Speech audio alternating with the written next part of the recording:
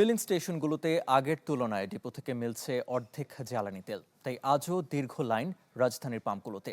জ্বালানি প্রতিমন্ত্রী জানান, প্রধানমন্ত্রীর নির্দেশে ৩ মাসের মজুদের উদ্যোগ নিয়েছে সরকার। ব্যবসায়ীদের আবেদনে সন্ধ্যা ৬টা থেকে ১ ঘন্টা বাড়িয়ে দোকানপাট বন্ধ হবে ৭টার মধ্যে। সড়কে যত গাড়ি চলছে তার চেয়ে বেশি দাঁড়িয়ে পাশে। জ্বালানির জন্য অপেক্ষা সবার। কত সময় পর জ্বালানি মিলবে তা অনিশ্চিত, তবে তেল না নিলে গাড়ি চলবে না, সেজন্য দাঁড়িয়ে থাকা ছাড়া কি বা করার আছে চালক মালিকদের। ফিলিং স্টেশনমুখী এমন চিত্র এখন কম বেশি দেশের সবখানেই। মধ্যপ্রাচ্য জুড়ে যে যুদ্ধ, হামলা পাল্টা হামলা, এর প্রভাবে অশান্ত পুরো পৃথিবী। ব্যাহত হচ্ছে জ্বালানি সরবরাহ, যার স্পষ্ট প্রভাব জনজীবনেও।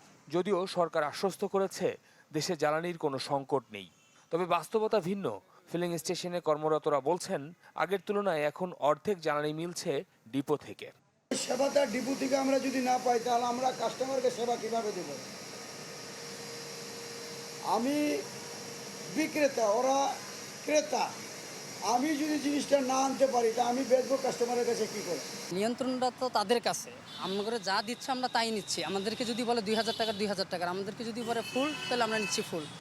ঘন্টার পর ঘন্টা অপেক্ষার পর যারা জ্বালানি পাচ্ছেন তাদের মুখে যেন রাজ্যের হাসি। সকাল 8:30টায় দাঁড়াইছি, নাস্তাও খাইনি, মাত্র তেল পাইলাম, তাও ২,০০০ টাকা দিছে। কারণ ৫০০ টাকার বাড়াই দেন, কোনো সুযোগ নেই। অপেক্ষায় আছি, বলছে যে ২টা থেকে ২টা বাজে দিবে। Lily ultra soft serum gel, যা গভীর থেকে স্কিনে দেয় ৩ গুণ সিরাম হাইড্রেশন। সিরাম জেল হাইড্রেশনে ব্রাইট থাকো সব সিজনে। তার অপেক্ষায় রয়েছি এখনো। ৮-৯ ঘন্টা হয়ে গেছে আসছি দেন। এখানে একটা ক্রাইসিস দেখা যাচ্ছে, আবার ওদিকে গিয়ে বসকে আবার জবাবদিহিতা করতে হচ্ছে যে এত সময় কোথায় ছিলাম। আসলে এই রকম হলে তো আমাদের জব টিকে রাখা আমাদের জন্য দুষ্কর হয়ে যায়। উদ্ভূত পরিস্থিতি নিয়ে সচিবালয়ে সাংবাদিকদের সাথে কথা বলেছেন জ্বালানি প্রতিমন্ত্রী। জানান, ৩ মাসের জ্বালানি সংরক্ষণের নীতিতে হাঁটছে সরকার।